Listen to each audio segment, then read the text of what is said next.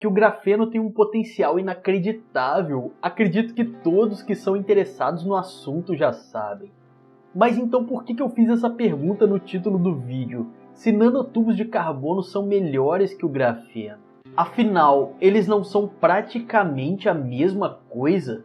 Calma, pode ficar tranquilo que nesse vídeo eu te conto como que a utilização de nanotubos de carbono, que possuem aplicações impressionantes, tem o potencial de mudar a forma como nós vivemos. Opa, JE aqui, e nesse vídeo eu vou te falar algumas coisas bem interessantes sobre os nanotubos de carbono, que são peças fundamentais para algumas inovações que já estão sendo prometidas para nós há um bom tempo, como por exemplo aquele elevador que iria conectar a Terra ao espaço. Vamos lá galera, já faz 84 anos. É claro que quando nós falamos sobre esse tipo de inovação, nem tudo é tão simples quanto parece. E eu falei sobre isso no vídeo que eu fiz especificamente sobre o grafeno. Mas afinal, qual é a diferença entre o grafeno e os nanotubos de carbono? A verdade é que ambos possuem características bem parecidas, e os nanotubos de carbono não existiriam sem a estrutura do grafeno, já que eles são praticamente o grafeno enrolado em forma de tubo. Só que apesar disso, a grande diferença fica em algumas aplicações que podem ser feitas com esses dois materiais, e qual deles terá a sua forma de produção em escala viabilizada primeiro, e mais importante ainda, seu refinamento.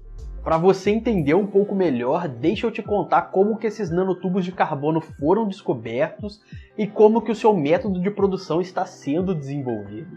E depois eu te conto sobre algumas aplicações que estão sendo estudadas que vão te deixar de boca aberta. A primeira vez que o nanotubo de carbono foi sintetizado foi em um laboratório no ano de 1991, por um pesquisador chamado de Sumio Iijima. Para isso, ele pegou 2 eletrodos de carbono dentro de uma câmara controlada e produziu um arco entre eles com uma forte corrente elétrica.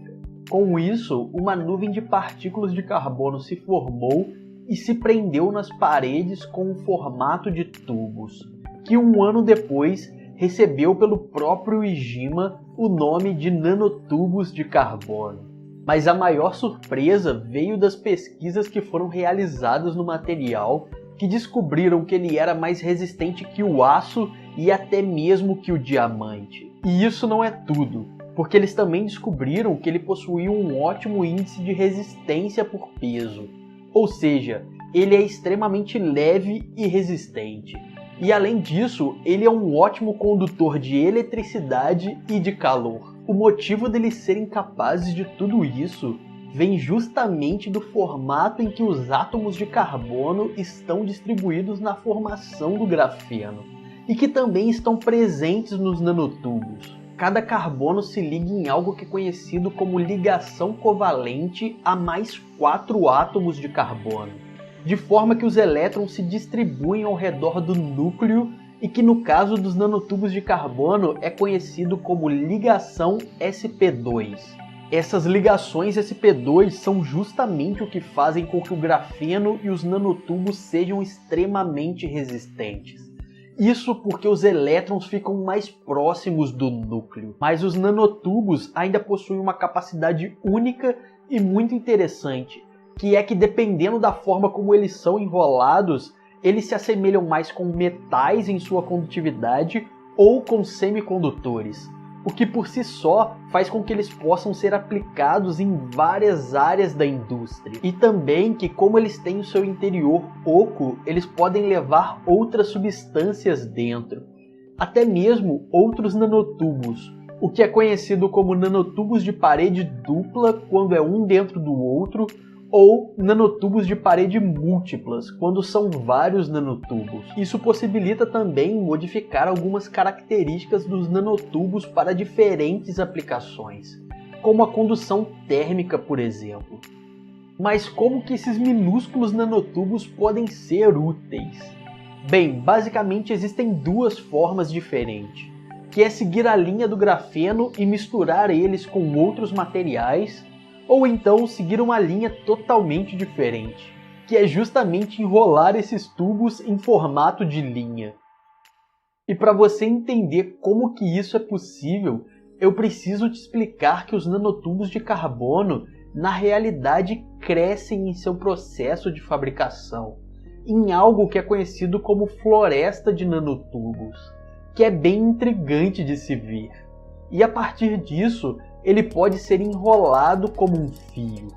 Mas ainda existem dois grandes desafios nesses processos, que são de como fazer com que esses fios continuem crescendo por um longo período sem se romper, já que até hoje o máximo que esses processos conseguem são fios individuais de aproximadamente 50 centímetros de comprimento, mas que sozinhos não têm grande aplicação, ou então um conjunto de fios enrolados em uma linha de 15 centímetros, o que foi feito por pesquisadores no Japão no ano de 2020. O outro desafio é de como separar os diferentes tipos de nanotubos que existem, porque como eu te falei, existem vários tipos com características diferentes, mas quando você quer utilizá-los, você geralmente quer focar em uma única característica.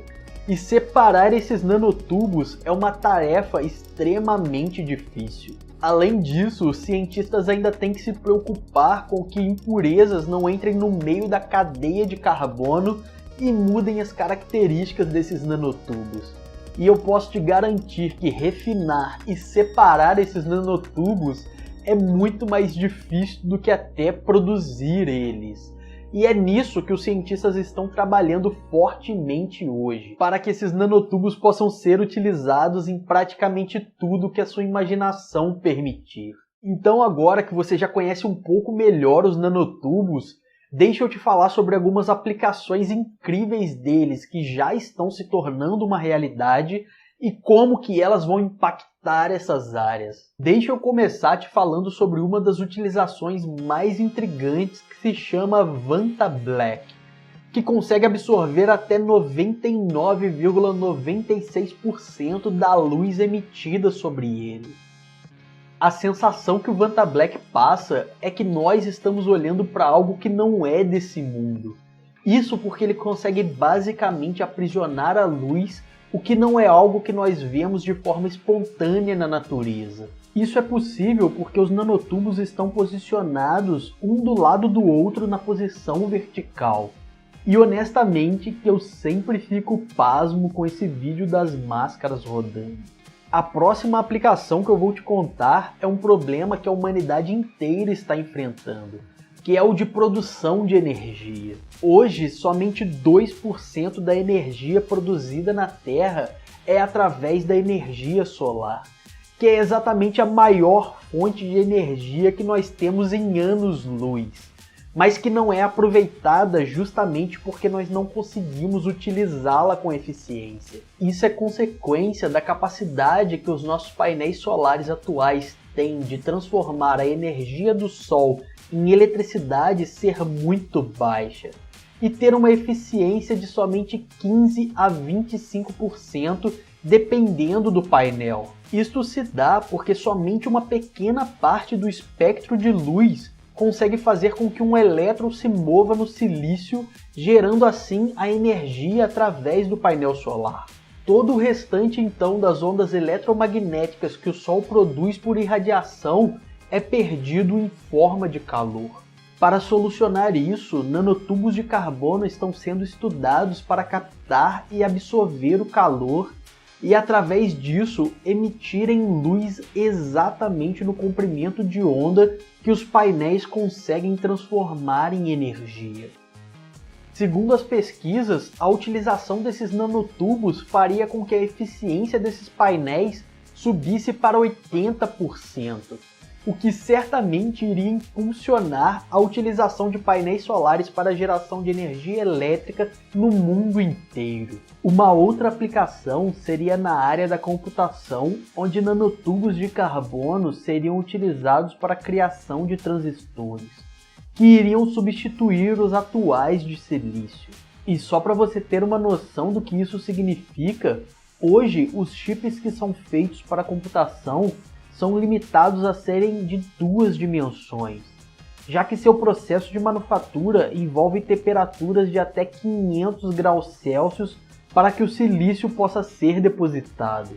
Já no caso dos nanotubos, esse processo poderia ser feito na temperatura ambiente, o que iria possibilitar a criação de chips que tivessem disposições em 3 dimensões, já que você poderia colocar uma camada por cima da outra sem danificar a de baixo.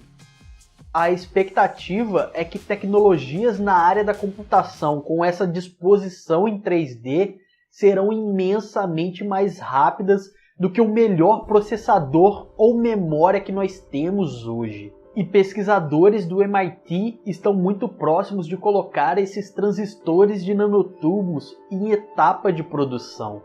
Isso porque eles conseguiram reduzir o tempo para a criação deles de 48 horas para somente 150 segundos, o que começa a entrar no aceitável para a indústria.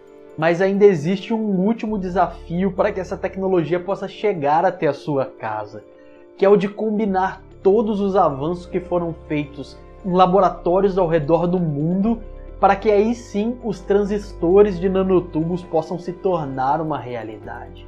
E para ser sincero, isso ainda pode levar alguns anos. A próxima aplicação que eu quero te mostrar eu achei fascinante. E ela pode trazer avanço em tantas áreas diferentes que é até difícil de listar todas. E eu tô falando da utilização de nanotubos de carbono em hidrogéus para absorção ou liberação de umidade dependendo das circunstâncias. Mas calma que eu te explico melhor. Imagina o que o seu corpo faz para se manter refrescado. Você geralmente bebe água durante o dia e quando você está em um lugar muito quente, ele começa a liberar essa água que está armazenada em você através dos seus poros para manter a temperatura de funcionamento normal, ou seja, algo em torno de 36,5 graus Celsius. Então pense se nós fôssemos capazes de pegar esse mesmo conceito e aplicá-lo a equipamentos que precisam manter as suas temperaturas baixas para ter um ótimo funcionamento, mas que devido ao alto esforço que eles fazem, acabam gerando calor, perdendo eficiência com isso. Um ótimo exemplo para isso é nós voltarmos a falar dos painéis solares, que apesar de depender do sol para gerar energia, quanto maior o calor, menor a sua eficiência. A utilização desse hidrogel com nanotubos, feito pela Universidade de KAUST, permite que ele absorva a umidade durante a noite e quando o calor do dia estiver intenso, ele libere essa umidade aos poucos, mantendo o painel solar refrescado e a todo vapor durante o dia todo. Essa técnica foi capaz de diminuir a temperatura dos painéis em 10 graus Celsius e com isso aumentar a sua eficiência. E o melhor de tudo é que ela não está limitada a essa utilização, porque ela pode ser usada em qualquer máquina que se beneficie da redução de temperatura para aumento de eficiência. E eu ainda podia te dar muitos exemplos de aplicações que os nanotubos de carbono vão ter, como por exemplo, como que eles podem levar em seu interior substâncias que reagem a tratamentos de radioterapia e ao serem ingeridos por pacientes com câncer e absorvidos pelas células cancerígenas, serem capazes de queimar essas células de dentro para fora, resultando em um tratamento muito mais efetivo. Ou então, como eles estão sendo usados para criar ultracapacitores que serão outro grande impacto no mundo da tecnologia. A verdade é que as aplicações são tão grandes quanto aquele elevador espacial, mas esse eu acho que ainda vai demorar um bom tempo. Se você também acha que essas aplicações dos nanotubos de carbono são incríveis, coloca aí embaixo nos comentários #nanotubos de carbono. E o que você acha de fazer parte dos inventores do futuro? Para isso, você só precisa se inscrever no canal e eu tenho certeza que assistindo os vídeos, você vai estar muito mais preparado para esse futuro que nós vamos viver. E para te provar isso que eu tô falando, eu fiz uma playlist com vídeos relacionados à nanotecnologia. E você só precisa clicar aqui para assistir esses vídeos. Te vejo numa próxima.